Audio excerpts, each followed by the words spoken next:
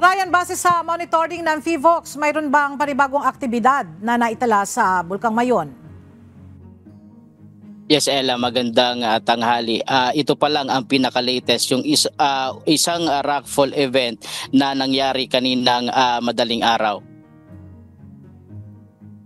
Ella, bahagyang nagkaroon ng aktibidad ang Bulkang Mayon ngayong araw. Sa latest bulletin ng Philippine Institute of Volcanology and Seismology o PHIVOLCS ngayong araw, October 17, ay nakapagtala ng isang rockfall event o ang pagguho ng bato mula sa Bulkang Mayon.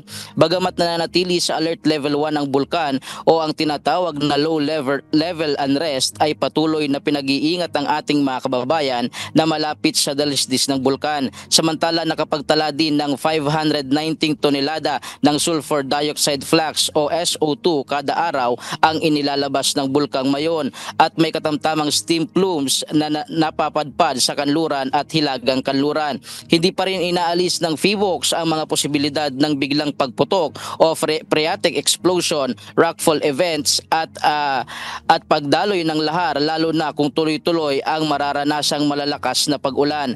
Nananatiling bawal ang pagpasok sa loob ng 6 km permanent danger zone at pagpapalipad ng anumang sasakyang panghimpapawid sa ibabaw ng bulkan. Wala namang naitalang volcanic earthquake sa Mayon Volcano sa nakalipas na 24 na oras. At yan muna ang latest live mula dito sa Bicol Region. Balik sa iyo, Ella. Maraming salamat, Ryan Salatandol.